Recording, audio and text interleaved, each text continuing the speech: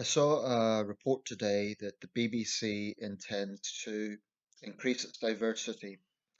So I'll just read out a bit of the article and um, share a few of my thoughts on this one. So this is posted today from the BBC. The BBC is to increase diversity by investing 100 million of its TV budget over a 3-year period to produce diverse and inclusive content. Director General Tony Hall has described the move, which will apply from April 2021, as a big leap. The BBC has set itself a mandatory target: 20% of off-screen talent must come from underrepresented groups. That includes those with a disability or from a BAME, that's British and minority ethnic or disadvantaged socio-economic background. The end of systemic racism. There will also be free tests for diversity in the BBC's TV output, with programmes needing to meet two of them to qualify: diverse stories and portrayal on screen, diverse production teams and talent, and diverse led production companies. The announcement follows widespread Black Lives Matter protests after the death of George Floyd while in police custody in the United States. I wondered, did this man, George Floyd, did he have any idea that through his graphic and brutal death, would there be such a sweeping avalanche of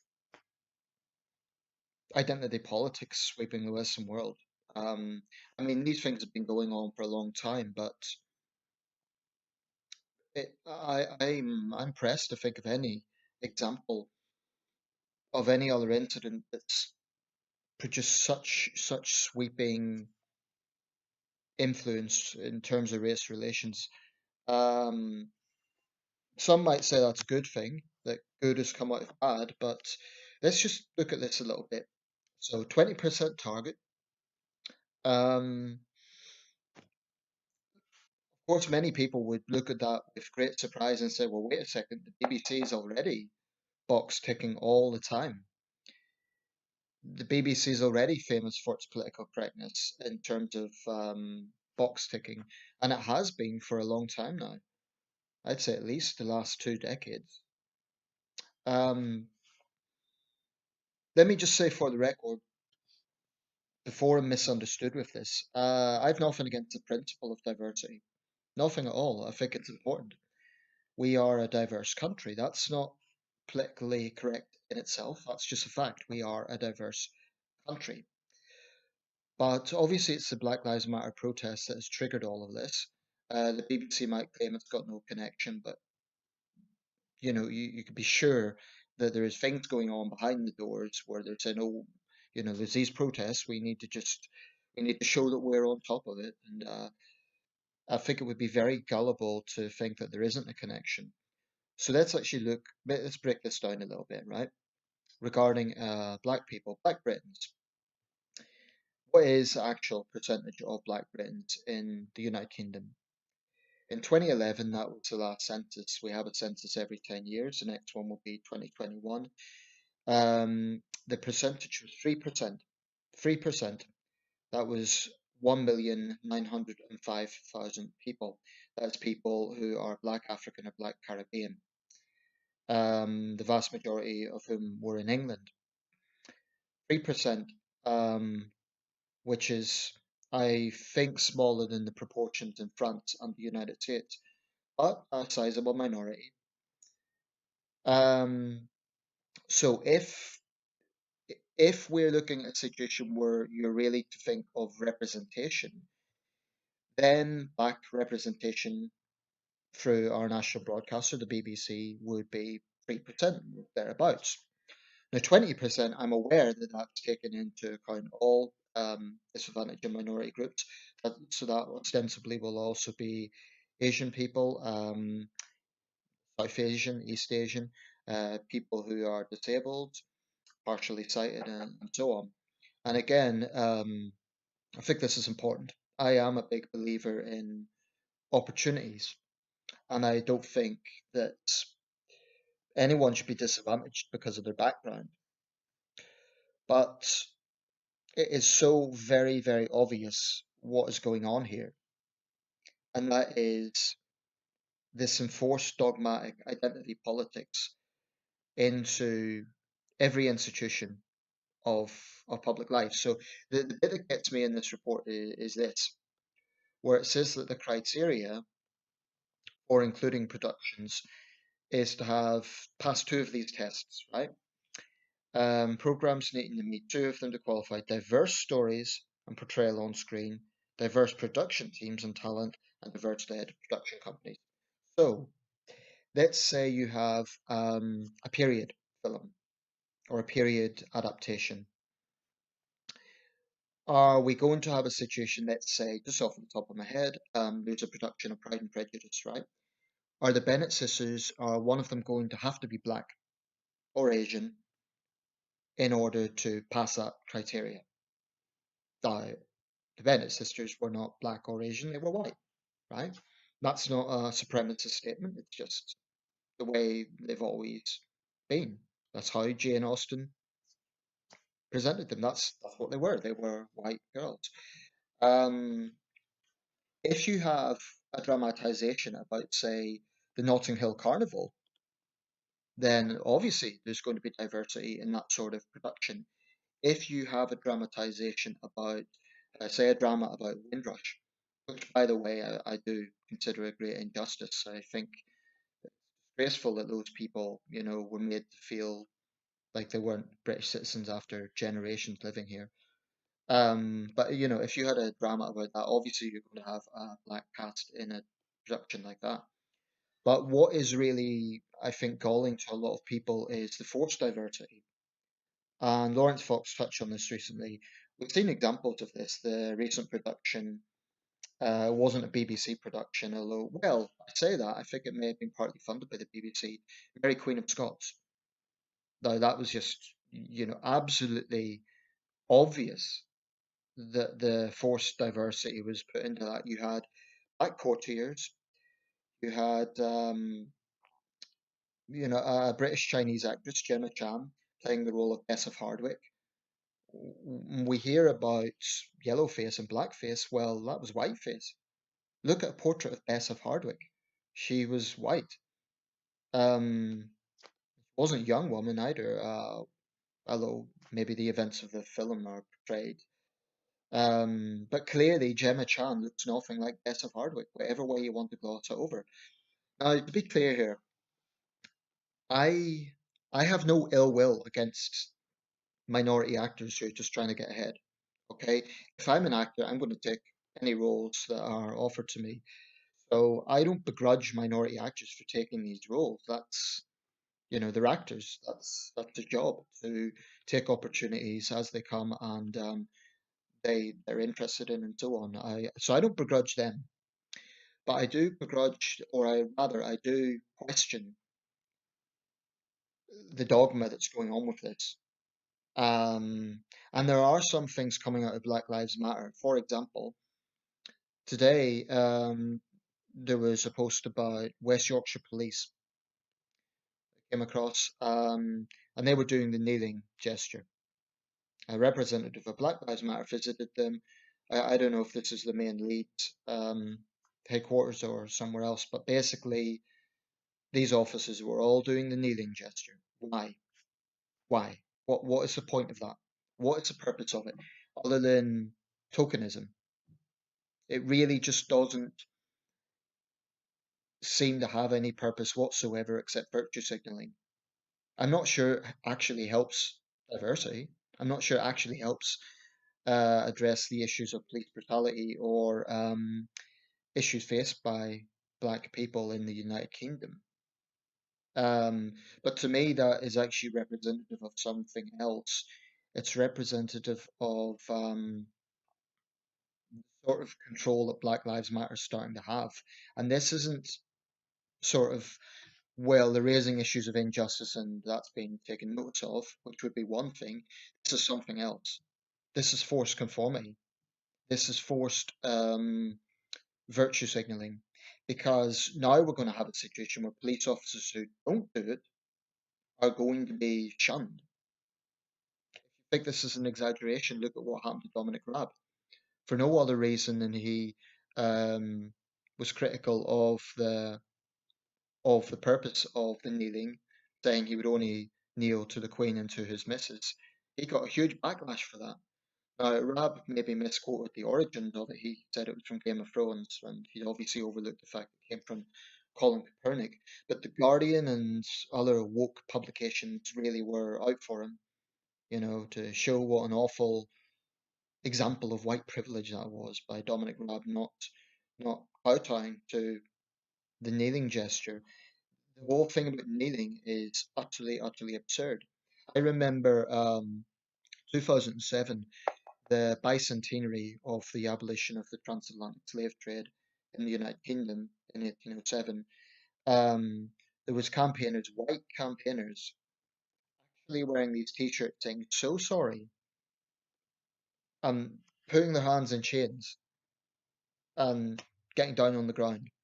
Now, if I was a black person, I'd feel rather insulted by that. I'd find it rather patronizing and rather mawkish, which I'm sure was not their intention, but there's something particularly pathetic about white people virtue signaling to that extent. I'm not talking about white people who call out white racists and, you know, support common sense legislation or common sense um, moves for diversity. I'm talking about this sort of nonsense virtue signaling, and it's pathetic, in my opinion, because they're not helping anyone. They're not helping minority communities. I wouldn't regard them as allies. I'd regard them as patronizing because they're almost treating minority people like children. Or it's, I just find that pretty pathetic, to be honest. I don't think you should get down on your knees to anyone unless you have committed some awful crime and you're begging for forgiveness from directly from the person you've hurt. That might be a situation where you do that, but apologizing because you're white is just ridiculous, utterly ridiculous. This diversity the BBC's talking about, though, if it's about disadvantaged backgrounds, I hope it will therefore include white working class actors. Now, this is one point I disagreed with Laurent Fox on. He said that he put them in the same category of minority actors who complain about their lot. I think probably there is underrepresentation of white working class actors in some ways. Um, I mean, the fact of the matter is, if you are a black person in London, you probably have marginally better chances of getting into the acting business than being a white working class actor in somewhere like Oldham or Hull or Sunderland. Um, so I do think there is geographical issues with this. I do think there's economic disparity. Um, and there is issues impacting the black community. And I don't like to talk in those terms. I don't like to be tribal, but it's irrefutable that they are disproportionately represented when it comes to crime, particularly knife crime, both as victims and as perpetrators in London. It's just a fact. So the reasons for that need to be understood. And yet, when someone like Sir Trevor Phillips points them out, he's immediately attacked by the likes of The Guardian and The Independent and other so-called progressive publications. This ties into what I was talking about the intolerant progressive left. Um, a country like the United Kingdom, which is diverse, should of course take diversity seriously. But when you're getting into a situation where these forced quotas, um, I mean, 20%, okay, if that's all the different demographics, black, Asian, people in wheelchairs and so on. I'm not going to criticize it in of itself, but I just suspect this is part of the overriding dogma of diversity for the sake of it. or rather forced diversity. I mean, if someone's got a really good screenplay with a period play or a period production, is that now not going to get the green light because it's not diverse enough? In that case, Downton Abbey will have to be scrapped because it's a majority white cast. It's almost all white. But that's set in a stately home in the 1920s, so obviously it is. That's just reality. Um, and I think the BBC is putting aside reality for the sake of political correctness and diversity. I mean, if you're going to be triggered because you don't see a black person in one particular program and they happen to all be white, then I suggest you maybe need to get a hobby because the idea of underrepresentation, you switch on the BBC and you watch it throughout the day, you will see a lot of black and minority people. I think it's disingenuous to say that's not the case. And I don't begrudge them. I mean, someone like Clive Myrie, he's a very capable, experienced newsreader. I think he's one of the best in the business, actually. Um, but I just think this is a misleading and false narrative to suggest that Britain is some sort of overbearing white establishment society. This may have been true in the 1970s when there was open racism, rampant racism, and active discrimination. But since then, we've got anti discrimination legislation. Diversity has significantly increased in terms of representation. A lot of things have improved, but it is just absolutely everywhere. It's forced diversity. I've just had a look at the clip of the remake of Wurzel Gummidge, which was a popular children's series in the 1980s. And of course, the children were black. Okay, I've nothing against those kids. They're just doing the job as actors. But again, BBC, it just has to be that way, doesn't it? They couldn't have white kids. If they had white kids, it wouldn't be diverse enough. So you can't escape this. It's absolutely everywhere. And I'm not saying it's a terrible thing. I'm just saying that it is so very obvious that it is forced diversity for the sake of it being forced, for the sake of it of a front. And this is what I think Lawrence Fox was arguing. I mean, some of the things he said were factually wrong. His issue with the film 1917, he took issue with a Sikh soldier being represented. Well, he had to apologise for that because there were Sikh soldiers on the Western Front. So that was a case where he was just factually wrong. Nevertheless, I know what he was driving at. And I think if we're going to really talk about being representative, then it needs to actually correspond with what the demographics are. So if the black population of the United Kingdom is 3%, that was 2011. Let's allow it for being a bit higher now. Let's say it's 4%, although I don't think it will have changed that much. Let's say it's 4%. Okay. So then make the representation roughly 4%. I think if you actually break down the numbers, you might even find there's overrepresentation, or at least, and I know that will infuriate some people, but that's certainly the case in Hollywood. Um, the so-called lack of diversity, Oscars so white. It's just never ending. And the thing is, with an organization like Black Lives Matter, they're never going to be content. I think at its core, there is a real hard left agenda with Black Lives Matter. And I find it quite troubling that so many segments of the media, politicians, and other bodies are really going out of their way to pander to this movement. I think they should listen to Black Lives Matter, listen to their concerns. But what is troubling is the sheer amount of virtue signaling that's going on. This sight of police officers kneeling, it's pathetic. I really don't think, I guess I've hardened my views on that. In the beginning, I thought, okay, well, they're just trying to say we're not all, brutal.